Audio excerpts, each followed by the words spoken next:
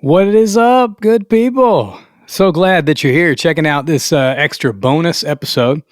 It's just me and you today, just hanging out, talking about the year just a touch, and really talking about my 10 favorite albums of the year. So hope you're in for that. I'm not putting any of this information in the show notes because I want you to, listen and sit in the conversation a little bit. I know it's like around the holidays, and if you're like me, you're looking for podcasts to cruise around with the family. And, we're kid friendly around here. So feel free to play this in the car with your kids while you're traveling to and from, family get togethers and hanging with friends and doing the holiday things and all that sort of stuff. So glad you're here. 2023 was a fantastic year. Let's get into it.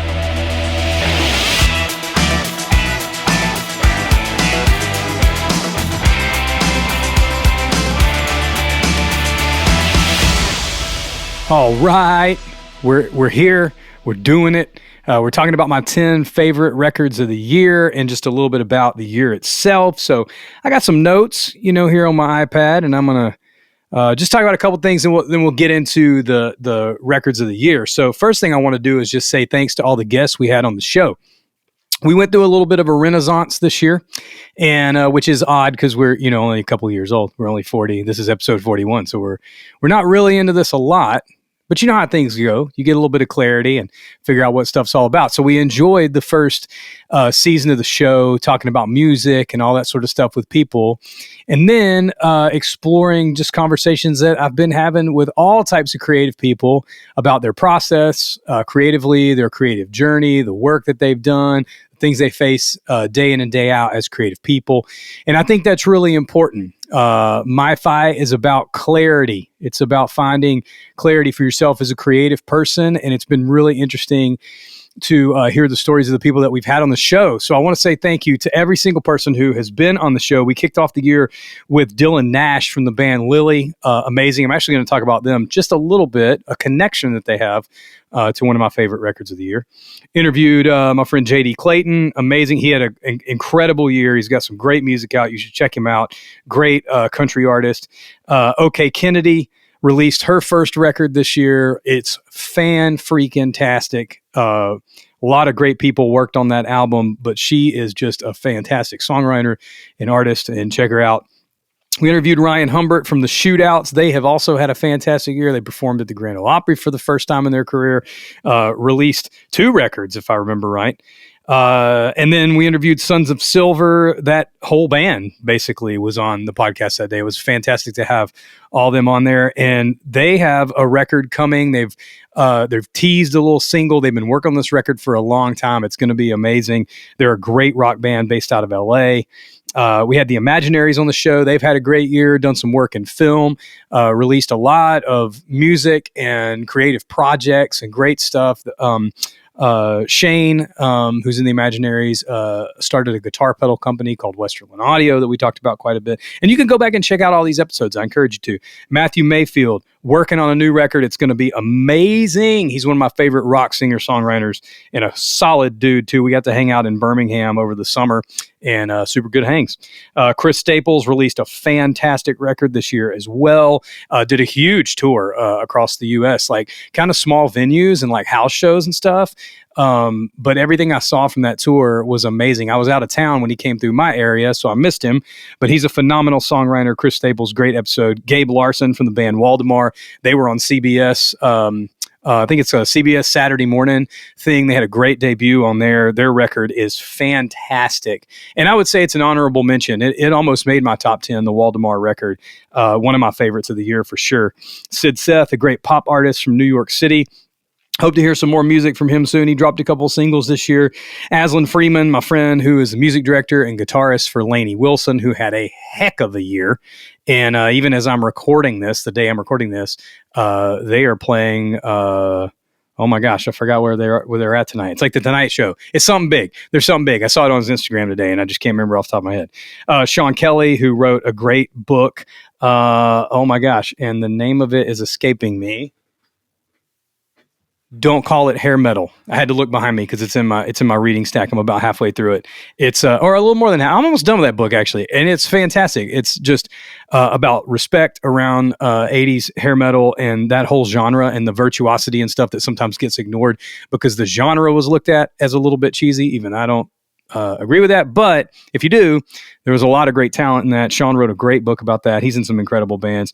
My friend V Script, who basically invented a whole new type of music this year in Afro Bounce, and released some great singles. He's got another one coming. And then in the fall, talked to my friend Lauren Spring, who I've gotten to songwrite with a little bit this year.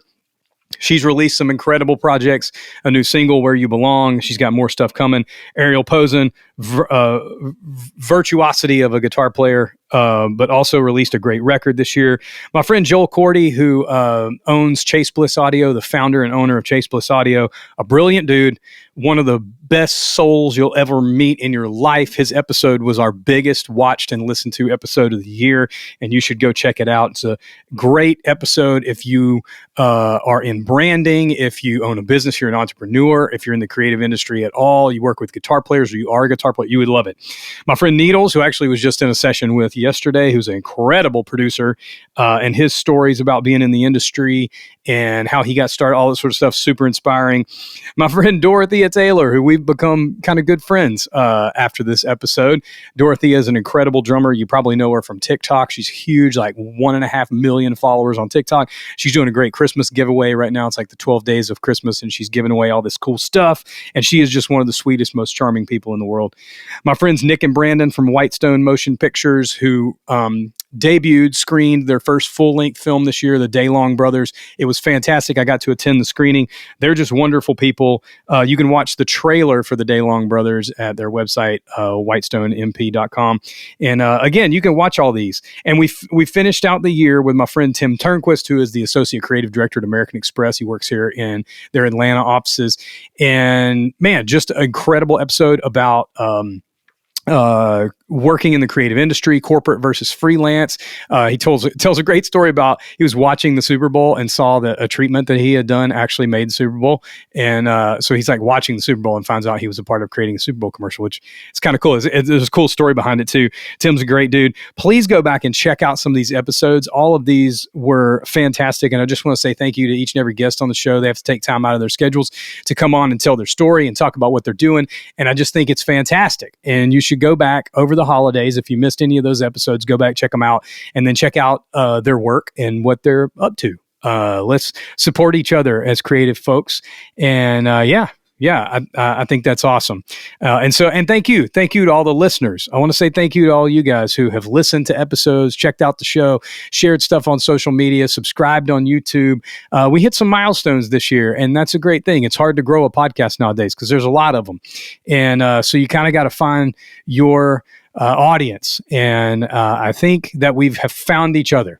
You and me. So glad you're here. I want to talk about my 10 records of the year. Was hoping to make this kind of a short episode for you so you can maybe find out about some records that you missed, maybe some records you forgot about. I'm going to post some stuff on social media with some links and stuff a couple weeks after this episode comes out. But yeah, I encourage you to go look up some of these records and enjoy them yourself. And then, hit me up on social. I'm at Lee T. Baker on social, or you can hit me up at MYFI Podcast. Make sure you're following us there and all that good stuff.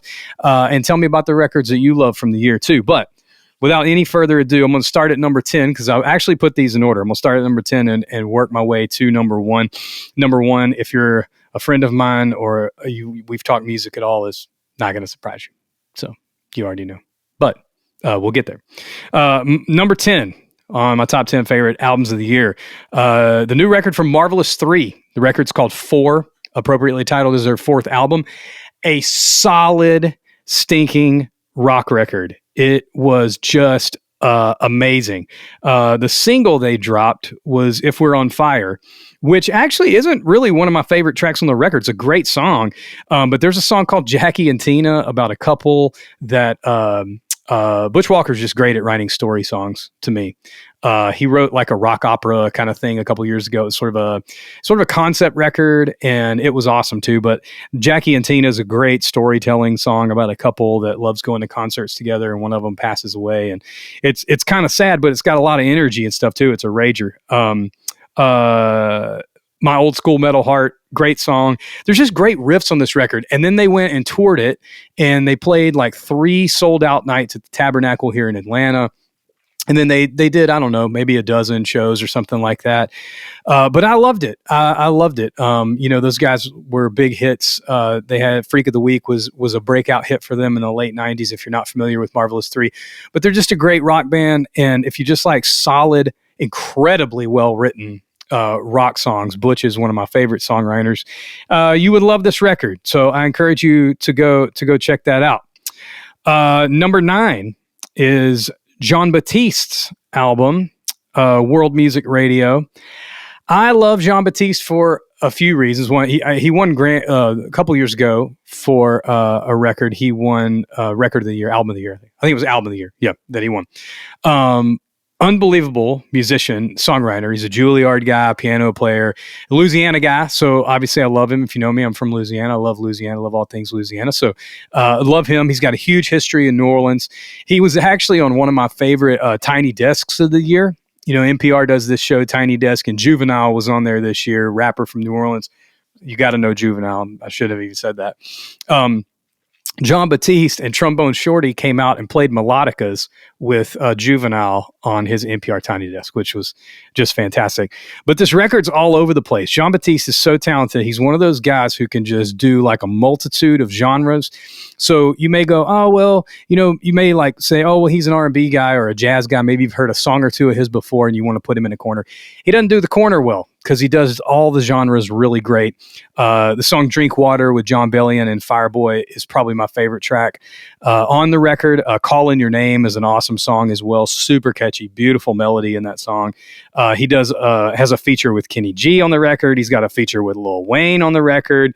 Let's see, a feature with Lana Del Rey on the record. Yeah. And it's just all over the place. You should go check it out. Jean-Baptiste, World Music Radio. Number 8 on my list of top 10s, The Struts, Pretty Vicious. So my whole family is Struts fans to varying degrees. I've seen the Struts twice in concert. They were actually the first show that I saw post-COVID. It was the first concert I went to after, the world came back after COVID. Went with my friend Pierre. We had a great time. Was a fantastic show. Starbenders, one of my favorite bands. They just happen to be based out of Atlanta, but they're an incredible band. They opened up for the Struts that time. Well, this summer I got to go back and take my family, and Pretty Vicious was not out yet, but they did like 2 or 3 songs off the record. And I think Too Good at Raising Hell was out, which was the single. Rockstar was the second single, probably my favorite track on the record. It was in my top like 10 listened to songs on Apple Music this year. And Pretty Vicious, they played at that show, the title track, which is an awesome song as well. The record's just full of great, well-written, but also, and I'm going to say heavily produced in a really good way. I don't mean it's overproduced. I mean that it is uniquely, specifically well-produced as a record. And it may not, I don't know that it's my favorite record of theirs because I love all their records a lot. And ironically, Butch Walker from Marvelous 3 produced one of their records. I can't remember if it was the first one or second one offhand. But I think you'll love it. It's a rock record. They're a great kind of glammy rock band. So if you love like Queen, stuff like that, you would love it. Their singer, Luke Struts, unbelievable. I think his real name's Luke Spiller, maybe something like that. Luke something. Unbelievable vocalist, front man, but their whole band's just amazing. You will love them. So go check it out. Okay, that's 10, 9, 8. Number 7 on the list from Mags. Okay, it's like an acronym like M.A.G.S. Mags. The record's called Destroyer. My friend Jonathan turned me on to this. Jonathan Maloney, he's been on the podcast before. He did all of our artwork for MYFI, did the branding and all that sort of stuff for that. And is a really good friend. We exchange records every once in a while, usually stuff that we both are really into music. So we listen to a lot of music, but every once in a while we both will miss something. And he shared this with me. It was an amazing album. I loved it. Mags is an artist name for a guy named Elliot Douglas. He's from Buffalo originally, but he's based in LA. He reminds me a little bit of Bartees Strange in the sense that, which the Bartees Strange album, Farm to Table, was on my top 10 last year. If you listen to this episode that I did last year on my top 10 of 2022, I talked about the Bartees Strange Farm to Table album. Well, Elliot Douglas is the same to me. In the sense that he kind of defies genres. It's pretty punky, alternative rock, a lot of it, but just incredibly well written and does cross into some like R&B-ish sort of kind of hip-hoppy stuff like at times. I don't know. It's really unique to me, and I think you should go check it out. The title track's awesome. Destroyer's awesome. Opens the record. And then there's a song on there called Elephant, another personal favorite of mine. I would love to get him on the show. ElliotMags.com is his website. This is his third full length, and I think it's the best. After I discovered this, I went back and listened to a few of them and thought that it was just fantastic. Next on the list. So that was number 7. This is number 6. Number 6, we're counting down. The Killer Mike record, Michael. Man, probably, yeah, I don't know. It was unbelievable. I can't say it was my favorite hip hop record of the year. See, number 6 and number 5 on my list are both hip hop albums, and they kind of went back and forth for me. It's like maybe favorite hip hop of the album of the year. But the Killer Mike record was amazing. I love his voice, his flow. He's such a well-respected dude in the world of hip hop and around Atlanta, and his subject matter is always meaningful. And he got Andre 3000 to rap on a song. You know what I'm saying? Because all we got from Andre this year was that flute record. And I thought that was kind of dope. I mean, I think people like hated on that a little bit, but I kind of respect the dude who's been so successful and just went like, man, I got to do something left of center, you know? But he did. But Killer Mike got Andre to rap on a track, and I think that's fantastic. Scientists and Engineers is that the name of the track that Andre's on. But the whole record's great. You should go listen to that Killer Mike record. Yeah, it's a long record too. A lot of subject matter. And he had some great features on that. I'm flipping over here to make sure, not just Future's on there, Young Thug's on there, obviously Andre. Just solid record. You should go check it out. All right, number 5 on the list, Jack Harlow, Jackman. I thought that this record has some incredibly wonderful and challenging thematic stuff on it. And feels like his best work to me personally. I mean, I'm not saying these are the best records of the year. This is my top 10 favorite records of the year. And by favorite, I mean, there's the stuff that pretty much I listen to the most. You know what I'm saying? And so there was some stuff on that record, man. I shared that record with a lot of friends who really loved it too. Like Common Ground's real challenging as a gang, real challenging. Just the subject matter, he didn't hold back. They Don't Love It, Ambitious, Is That All Right? I mean, there's a lot of songs on this record that I think the subject matter is great. And I always love hip hop music that kind of sticks with the theme. Like it's real easy to let like lyrics get outside the theme sometimes to me in hip hop records, because we're just, you know, the artist is just flowing and rhyming and just creating a great landscape of words and things like that, which I think is awesome. But I love it when there's like a theme and it drives a nail somewhere. And I think that record does that really, really well. Number 4 on the list, the Miley Cyrus record, Endless Summer Vacation. I thought the production on this record was just fantastic. I think Kid Harpoon did most of the record, who's a fantastic bass player, producer. But I told you earlier when I was thanking Dylan Nash from the band Lily that I was going to mention them again. So the drummer in Lily, this guy Max, I guess is dating Miley. I'm not really in that scene of like knowing who's dating who. You know what I'm saying? Not my deal. However, Max produced a couple of tracks on this record, and ironically, or maybe not ironically, they're my favorite tracks, Handstand and Violet Chemistry. At least in my research, those were the 2 tracks that Max worked on and knocked it out of the park. I mean, Rose-Colored Lenses, Jaded Flowers, all that stuff's amazing. River's a great song. But Handstand and Violet Chemistry are my favorite tracks on the record, and Max from Lily, the drummer from Lily, apparently produced those. songs. Lily played last year on the Miley Cyrus Dolly Parton. They did like a New Year's Eve thing, and Lily played on there. That's how they got on my radar. I saw them about a year ago and reached out and had Dylan on the show about a month later, and was a great interview, great hang. Yeah. So that Miley Cyrus record, awesome stuff. All right, number 3. We're getting down there. Number three. Inhaler, Cuts and Bruises. Got to see Inhaler at Buckhead Theater here in Atlanta this year. Fantastic show. I got to be honest with you. So their first record 2 years ago in 2021 was one of my favorite albums of the year. I think they're an incredible band. I followed them, listened to them. I get to the show, and I have a friend who works at the Buckhead Theater, so I'm sitting there talking to him, and he goes, yeah, I think a bunch of people just showed up because the singer's Bono's kid. And I was like, what? No, dude, I would know that. I've been listening to this band for 2 years. Turns out I just missed it. Turns out the singer from Inhaler is Bono's kid, and now I can't unhear it. But he was awesome that night, and he never even mentioned that. I mean, they're just out there doing their own thing. And I think they've made 2 fantastic rock records back to back. I bought them both on vinyl. I think they're just well written, great, raw, punky-ish, pop-ish rock records. And they're just amazing. If you dig that sort of thing, you should go check them out. Super young dudes doing their thing. These Are the Days is a fantastic song on that record. Love Will Get You There. Great. Kind of Oasis-y sort of stuff on the record at times. Love Will Get You There kind of gives me a little Oasis-y vibes. Incredible record. And you should go check it out. And love it if you love rock music. Number 2, I've talked about this record a couple of times this year, and I heard the single last Christmas. So in December of 22, I actually heard the single, added it to a playlist, started listening to it a ton, love the single. The record came out in January, I believe. And so it's been out quite a while.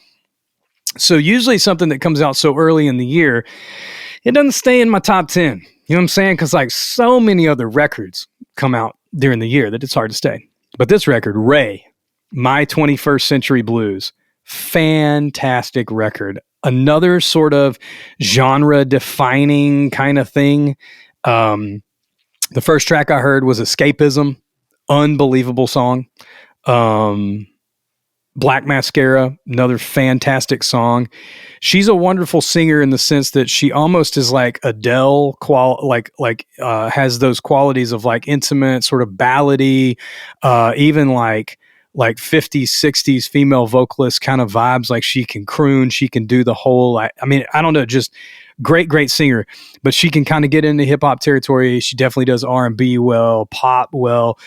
She's toured the world. She's really blown up this year and is just an amazing singer, sings and deals with some really heavy, amazing subject matter. She seems like a great person. And the record is just real from song to song. You go, whoa, that's different. Like it just kind of hits you in different places. And I love that about the record. I kept coming back to it. You know, I listened to it January, February-ish, and then kind of other stuff came out. Then I revisited it during the summer, loved it again, and I kind of let it go again. Then around October, I was like, oh, that Ray record. I just kept going back to it. And what I do with these lists all year long, I keep a playlist of albums that I think will be in my top 10 of the year. And then at the end of the year, you know, I kind of go back through that playlist and kind of kick some stuff out and kind of narrow it down. And even today, I just took the last one out that I was like, oh, well, you know what I'm saying? It didn't make the top 10. So it's what it is. And so that Ray record, you know, I would go back and look in that playlist. It just kept coming up. So before I hit number 1, which will be no surprise to anyone who knows me, I want to review number 10, Marvelous 3-4. Number 9, John Batiste, World Music Radio. Number 8, The Struts, Pretty Vicious. Number 7, Mags, Destroyer. Number 6, Killer Mike, Michael. Number 5, Jack Harlow, Jackman. Number 4, Miley Cyrus, Endless Summer Vacation. Number 3, Inhaler, Cuts and Bruises. Number 2, Ray, My 21st Century Blues. And without any further ado, my number 1 favorite album of the year, The Rolling Stones, Hackney Diamonds. No surprise, I'm a massive Stones fan. They haven't released original music in 18 years since A Bigger Bang, which was a great record, but they didn't have a lot of energy, in my opinion, on that record. They came back with Hackney Diamonds and had a load of energy on this record. And Charlie Watts, their late drummer, the original Stones drummer who passed away, he plays on a couple of tracks on this record that they had recorded, obviously, before he passed. Bill Wyman, an old member of the Stones, comes back and plays bass on a couple of tracks. Paul McCartney plays bass on a track. Stevie Wonder's on the record. Elton John's on the record. Lady Gaga's on the record. But they're not like featured. Like Stevie and Elton John just played on the record. You wouldn't even know it's them. Their name, it doesn't say like featuring Stevie Wonder, whatever. It doesn't. I don't even think the other track says featuring Paul McCartney. Maybe it does. Let me look here.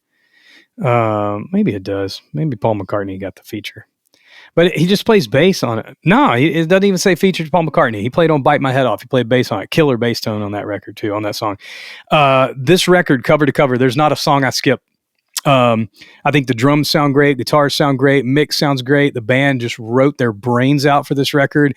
I don't skip a song on it. Obviously, I'm a little bit of a homer here. Like I love the Stones. I'm a fan, so I'm going to say it's great for sure. But I think it is a great record. And man, it's hard to say. They may be doing their best work. People have definitely had negative things to say about not their best work, but they're competing with it. They're still doing great things. Mick is 80. Keith will be 80 in like a week. This is crazy, y'all. And they said they have enough material already. They're like, they have enough material. The material for the record's done. They're halfway through tracking the next record, which is just wild. If you have not listened to this and you're a fan of good music, period, you should listen to this. Andrew Watt produced the record. Andrew Watt won Producer of the Year at the Grammys last year. He knew how to make the Stones just sound great and like the Stones.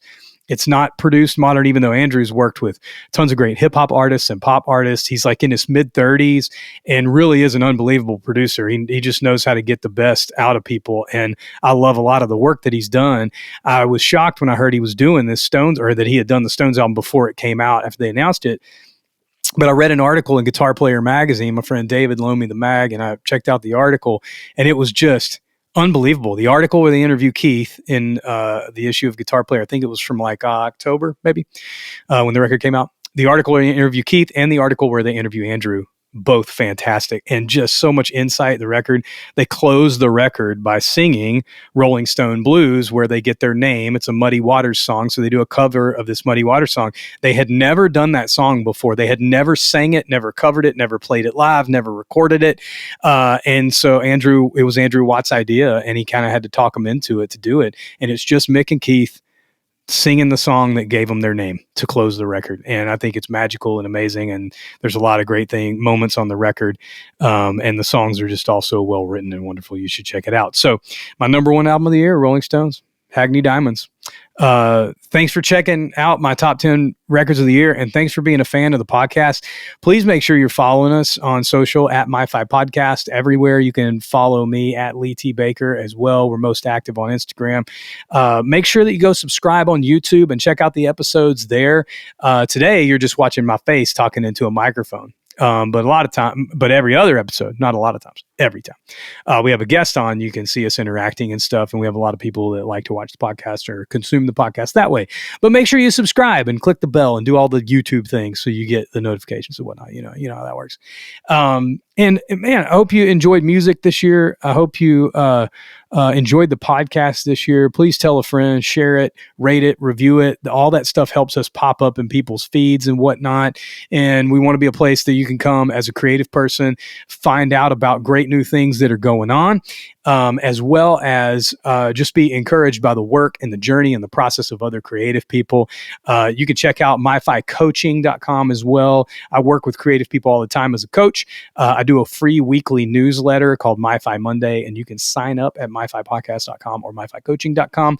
I also have a free creative planner that I created as a Notion template. Notion's a great software that I use every day. And it's just like a task manager, project manager for creative people. You can get that free as well. And there's a link to that in the bio of all our social media stuff if that's, you want to kick off the year organized. So just want to tell you guys about all the stuff we got going on. And but mostly I want to tell you thank you for listening and being a part. And I hope you had a great 2023. Hope you have a great holiday season. And I hope you get 2024 kicked off in a great way. We got some great episodes already slated for 2024. And we'll be back every other week, chatting with great creative people about their process, their journey, and their work. So have a good one. Thanks for being a part of MYFI. Until next time, you have a great one.